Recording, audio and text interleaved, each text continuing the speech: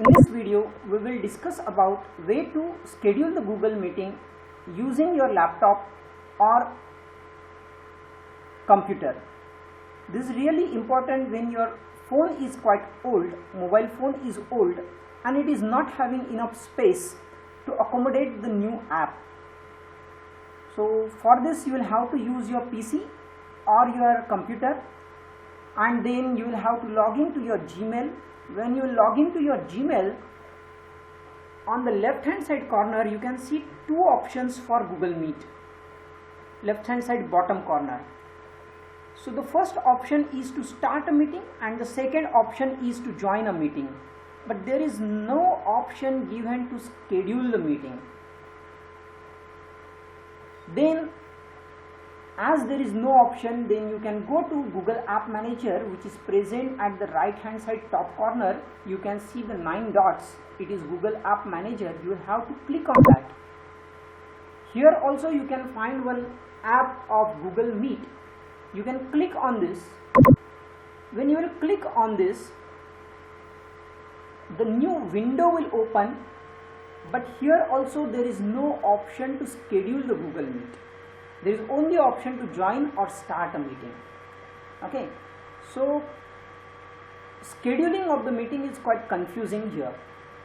That's why then you will have to again go to your Gmail. There is only one option to schedule the Google Meet using your laptop or PC, and that is there in your Google App Manager.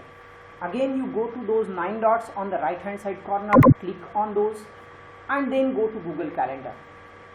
This is the only option to schedule the Google Meet using your laptop or PC. You will have to first go to your Gmail, then click on Google App Manager, and then click on Google Calendar. When you will click on Google Calendar, this fresh window will open, and when this fresh window will open, you can see a create button, a plus sign of create button on the left hand side top corner. When you will click on this create button, again the new window, new tab will open. Here you will have to first give the title of your meeting. So I am just writing meet over here. You can write any subject like cosmetology lecture or any another lecture. Then you will have to select the date and time. You can select the date, you can select the time. In my case, I want to start this meeting today itself at 1:45 p.m. so I am clicking 1:45 p.m. and you can adjust the end time also. I want this meeting just for 1 hour, so I am keeping it as it is, but you can change the end time by clicking on this button. You can change the date also.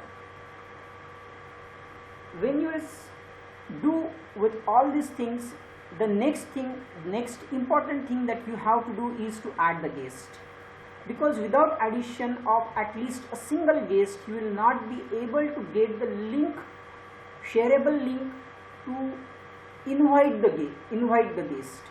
Okay, so first you will have to at least add one guest. I am adding my another mail ID only here, which is dhaarashukar@gmail.com, and then you can find the new button is present over here.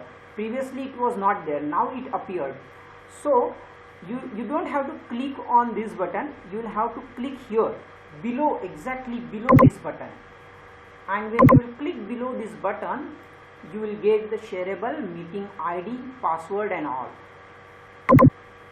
So this shareable link you will have to provide to your students or to the people whom you want to join your meeting. Okay, when they will click on this link, they can automatically get directed to your meeting. So this you have to copy and paste it into WhatsApp, or you can mail them. Before clicking on save, I will like to tell you the importance of this add guest button. First importance is that you cannot get the shareable meeting ID without adding at least one guest. The another importance is that if you want to invite the people outside your office, or there are some students who are not using your official mail ID of the college or institution, they are still using their own mail IDs, then when they join using another mail ID, what happens during the Google Meet, when the Google Meet is actually going on, you will have to admit all those people manually, those people who will join the meeting using the mail ID outside of your office, okay, their personal mail ID if they will use, then you will have to admit them. And if you are taking lecture, if you are taking meeting, if you are discussing some good point, then addition of those people manually, okay, allowing them to enter the meeting manually is quite disturbing. So in that case, to all those students, all those people who are coming in your meeting, in your lecture using the another mail ID apart from their official mail ID, you send them invitation from here, okay. So like if I want to invite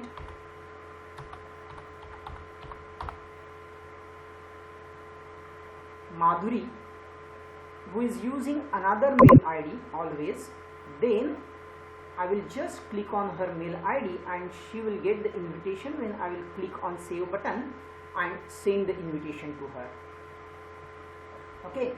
So this is how you can avoid addition of the people while the actual meeting is going on.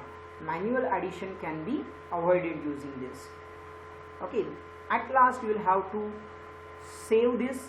Before saving, ensure that you have copied the shareable meeting link, copy it and then click on save button. It will ask whether you want to invite the people from, you want to like to send the invitation to emails, to Google Calendar guest. So obviously you will have to send it, and when you will click on send button, it will ask that outside the organization you are inviting 2 people, do you want to invite them or not? So you click on invite the external guest button and this is all set now. So this is how you can invite the people from outside your office into your meet. Apart from that, this is how you can get the shareable link to share with your colleagues or with your students. Thank you. I hope you liked my video. Please do not forget to subscribe the channel.